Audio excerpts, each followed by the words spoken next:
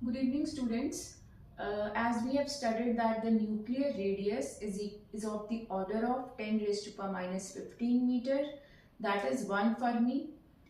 Today I'll let you know that how did we get to this conclusion, and the experiment involved was the distance of closest approach. Actually, it's a method, and what happened was when Rutherford carried out his gold foil experiment and alpha particles की the beam of alpha particles was bombarded with a gold foil.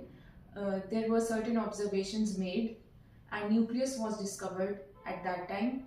So distance of closest approach method is one of the methods to find the nuclear radius, and how and what happened and what was the story behind, what was the physics, let us study.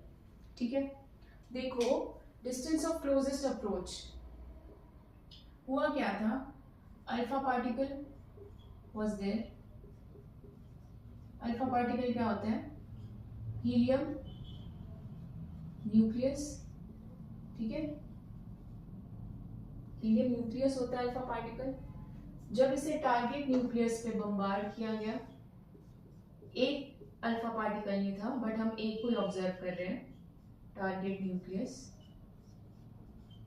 Which was gold at that time, gold nucleus. ठीक है, so alpha particle. तो story पढ़ लेते हैं. पहले story समझ लो, उसके बाद हम फिजिक्स पे आएंगे. तो हुआ क्या था, ये अल्फा पार्टिकल को सेंड किया गया किसी वेलोसिटी के साथ यूजिंग पार्टिकल एक्सेलरेटर ऑब्वियसली. उसके बाद क्या हुआ, ये कुछ डिस्टेंस तक चलता रहा, फिर यहाँ पे आके स्टॉप हो गया, रेस्ट पे आ गया. फिर रेस्ट मोमेंटरली रेस्ट पे आने के बाद यहाँ से रिबाउंड हो गया.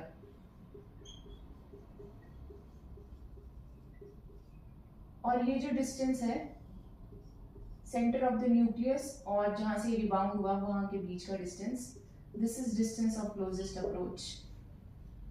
ठीक है, समझ आया. अल्फा पार्टिकल को बम्बार्ड किया गया, भेजा गया किसी वेलोसिटी के साथ, कुछ टाइम तक ये चलता रहा, एक डिस्टेंस तक ये चलता रहा और फिर उस एक डिस्टेंस पे आके जब न्यूक्लियस और एक पॉइंट का डिस्टेंस था or not, that was distance of closest approach, वहां तक पहुंच के ये मोमेंटरी रेस्ट पे आके रिबाउंड हो गया. कौन? Alpha particle. ठीक है, अब इसके पीछे फिजिक्स क्या थी. अल्फा पार्टिकल को सेंड किया गया using particle accelerator with some velocity v alpha. ठीक है, v अल्फा थी, दैट मींस कुछ काइनेटिक एनर्जी भी थी, ये kinetic energy alpha initial. Alright, अब kinetic energy initial equals to kinetic energy alpha initial.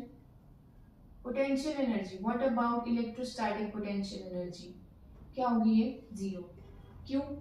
अब देखो, हमने इलेक्ट्रोस्टैटिक्स में भी पढ़ा है ये +2 में, कि जब भी दो चार्जेस बहुत दूर हो, ठीक है, तो फार अवे डिस्टेंस में उनके बीच का जो इन्फ्लुएंस होता है, मतलब वो एक दूसरे पे कुछ इन्फ्लुएंस एक्सर्ट नहीं करते, तो इस वजह से इलेक्ट्रोस्टैटिक पोटेंशियल एनर्जी क्या होती है उनकी? जीरो. दोनों की जीरो होगी ड्यू टू ईच अदर, एक दूसरे की वजह से, दोनों चार्जेस की वजह से, क्योंकि वो एक दूसरे पे कोई इन्फ्लुएंस एक्सर्ट नहीं करेंगे, वो बहुत दूर है, तो क्या होगी? Electrostatic potential energy will be zero. तो ये मैंने लिखा है.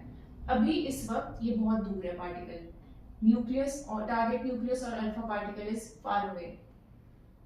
अब क्या होगा, क्योंकि दोनों पॉजिटिवली चार्ज हैं, they will start repelling each other.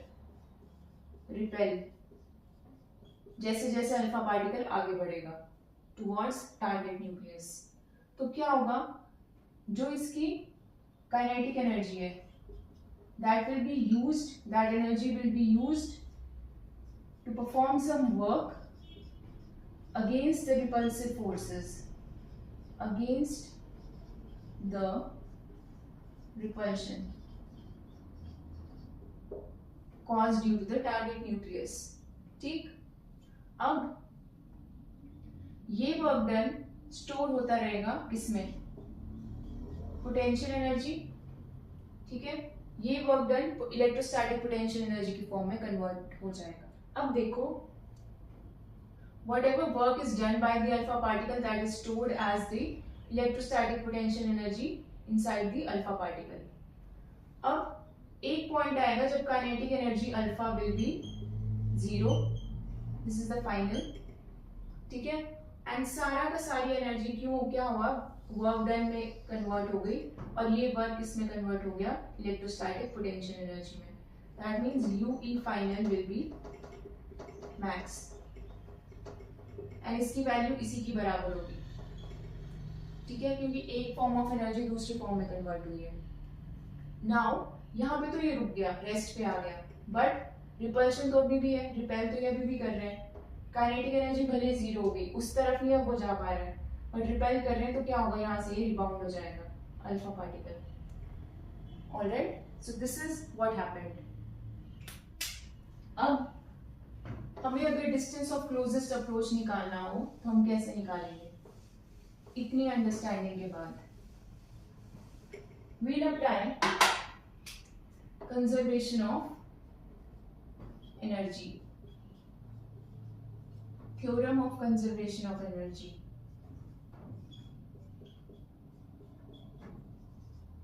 Energy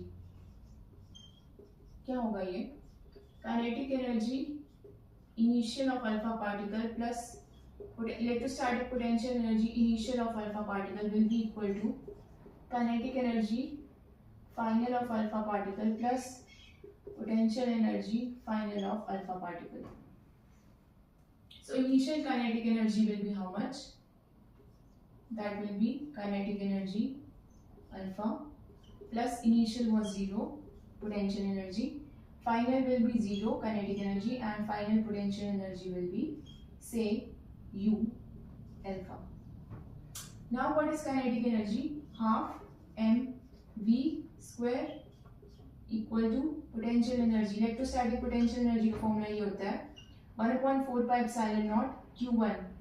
पहला चार्ज था हीलियम न्यूक्लियस. चार्ज कितना होगा? Z equals to 2, so charge will be 2e positive. दूसरा target nucleus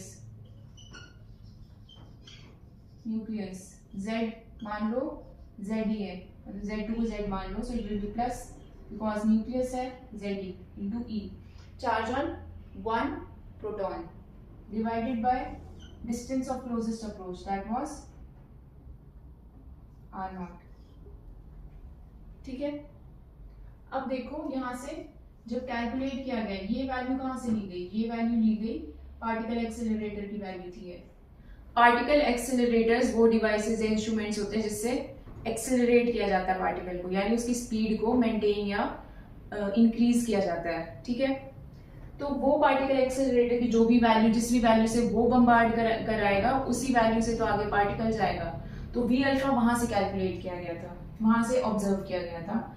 m mass of the alpha particle कितना होगा? 4 times 1 AMU. ठीक है, तो यहां से R0 की वैल्यू कितनी आई? 10⁻⁻14 मीटर. ये था order distance of closest approach का. ठीक है, नाउ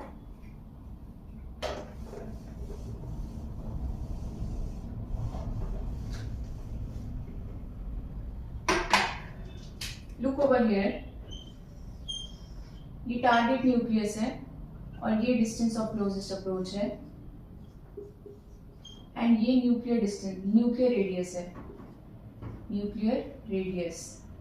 इस फिगर से हम बोल सकते हैं that R0 is less than capital R0. ठीक है, और कैपिटल R0 कितना था? 10⁻⁻14 मीटर. तो यहां से क्या प्रूव हो गया? that R0 is of the order of 10⁻⁻15 meter or 1 Fermi. तो ये जो ऑब्जर्वेशन थी, ये जो हमने रिजल्ट या कंक्लूजन निकाला था यहाँ से, यानी साइंटिस्ट ने जो निकाला था, यहीं से तो हम बोलते हैं कि nuclear radius is of the order of 1 Fermi.